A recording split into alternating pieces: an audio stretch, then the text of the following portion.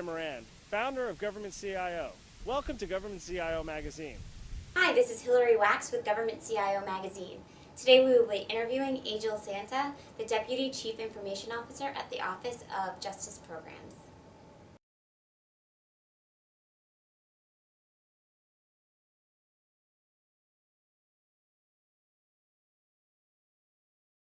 A couple of things, and sometimes it depends because transformation is forced on you, where you may have a disaster situation or you may have some business change that forces you to transform. But in normal, typically you need the right leader with the right skills, able to get allies to come along with them, to have a goal, have a vision, but also eat their own food. And it has to be a purpose. And I believe there has to be some integrity in this leader and that people will follow.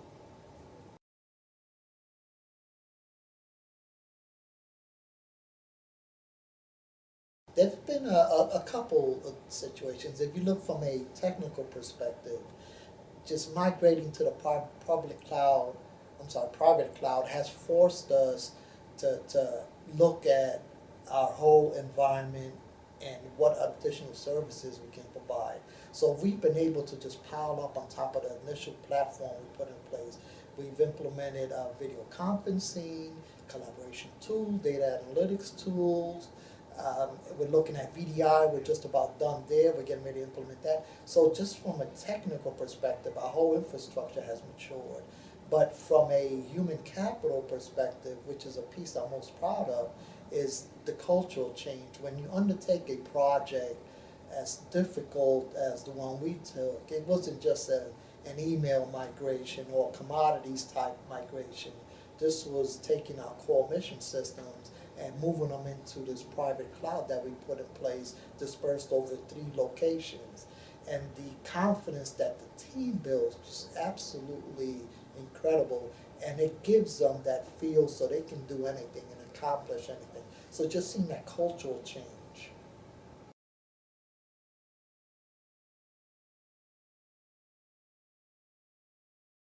And there's always been in the IT field the mandate to do more, and you know, the resources don't necessarily accompany that, financial or human resources. It always goes back to managing priorities.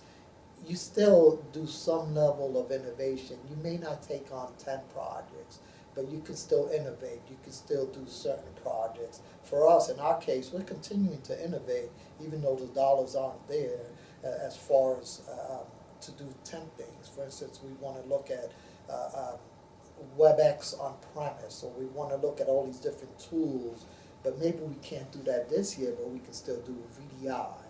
We've also done VoIP. So we've been able to do certain things, but just not as many.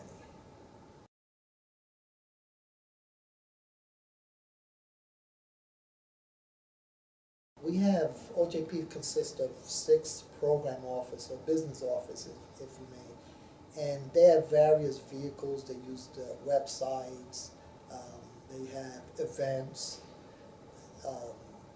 one-on-one video conferencing, and various vehicles. We also have a communications office. So collectively, OJP reaches out using various vehicles.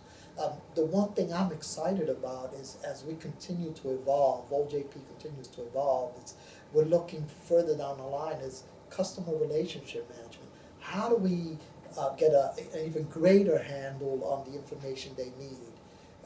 How do we also communicate what we want to communicate to our partners, our constituents? But again, it's how do you get a better handle on the information they need, and how do you structure it so you can provide that? So that's part of a continued evolution.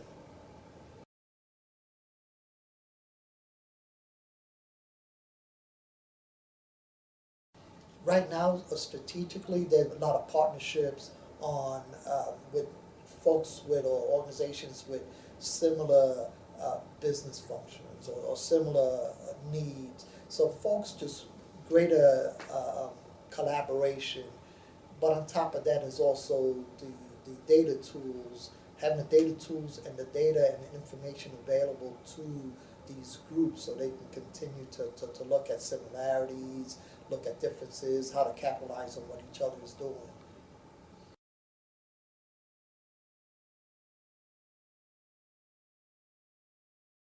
I don't know if it's any recent innovation, but more of the maturation of existing technologies. If we look at data analytic tools, which is the key, there's greater access to these tools. These tools are more powerful, greater capabilities. There's more information out there available. Social media has so many different avenues of different pieces of information that can be used. So how do you take all that information, make it available, and also how do you distribute that, make that outside the mobile mobility? And if you look at the tools that are out there now, the ability to work with your smartphone, tablets, not having to carry around massive machinery with you, and apps that are available for these different devices. So I think that just continuing to mature and be available, and it still boils down to the right information at the right time and having that available.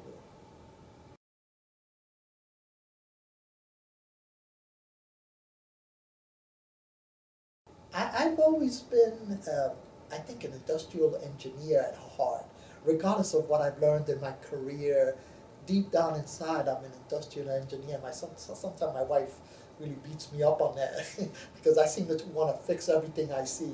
I want to change it around to be more efficient. And starting as a programmer, I've always, many years ago, I don't want to date myself, but many years ago I started as a programmer. So I would build code that others can use. As I moved over to HUD early on and led efforts there, and I was able to establish coalitions on shared needs and build warehouses where you have various groups that can utilize this as a foundation to grow on.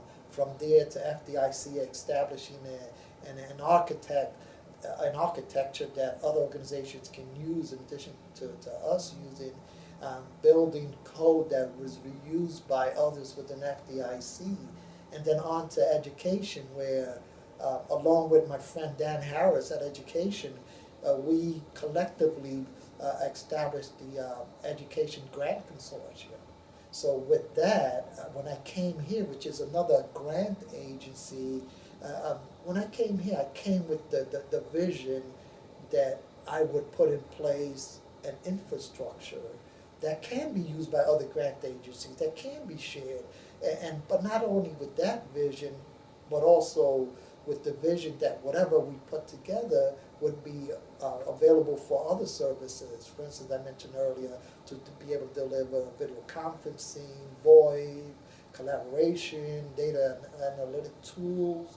So it wasn't a single focused vision when I came in and I spoke with leadership here and garnered their support, our CIO, our Deputy Assistant Attorney General, Assistant Attorney General, and garnered their support on moving forward. So it's always been part of me that, shared services is what we need to do. And sometimes if you can't produce shared services, at a minimum, is how do you take what you've learned from a service you built and just share that so someone doesn't have to start from scratch. You can provide consulting, guidance, and have engineers come together so that they may not use your service, but they can cut down the need or the time to build it for their specific needs.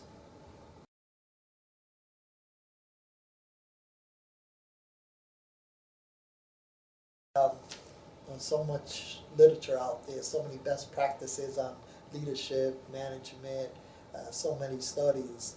I've read various books, but I think to me it still goes down to you are who you are.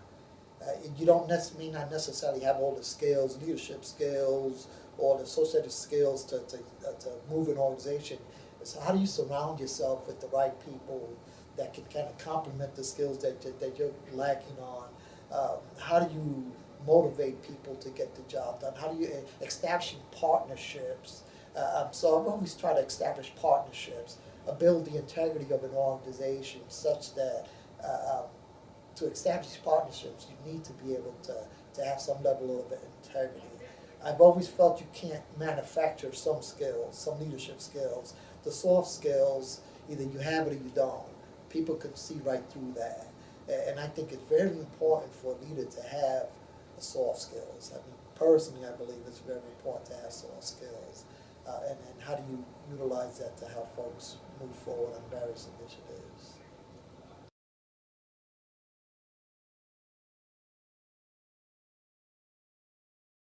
I think from a technology perspective, we've done a lot. There's just so much we've done to put in place, including just tearing apart a whole infrastructure and putting together a whole different tool set for the organization to move forward. There's a lot coming, which I'm excited about, and being able to work with the leadership and move OJP forward as we look at knowledge management, as we look at working more closely with our constituents, with our partners, with the grantees, and not that we're not working closely with them now, but there are additional things that we're looking forward to move in the future, greater partnerships, understanding what are the questions that they have out there, what are the questions we need to answer, what is the information we're trying to communicate. So how do you put all that together and being able to make that value available outside? There are new initiatives, open data, which is going to be more transparent. We actually support all those initiatives. I mean, we provide data.gov, census, and all these different areas for data. But I think to me, again, it goes back to me, the highlight has always been, and I guess throughout my careers, is the cultural change in an organization and helping that organization move forward and gain respect from the clients and gain confidence inside. And also, you can't form partnerships if you don't have the integrity, if they don't have the belief that you can do the work. So you can talk, but until you can deliver and you can prove that you deliver time and time again, you're not going to be able to get these partnerships. And we've been fortunate to most recently establish some partnerships with some of the offices at OJP and shared visions and shared goals, and we're going to actively move forward. So I think, to me, regardless of the technological stuff I've accomplished in my career, I'm more proud of being able to change the culture and take the organization forward and see people just go out and do things that they possibly thought they couldn't do themselves, and to do it as a group. So that's the most thing that I'm proud of, and I'm looking forward to continue to move down that path.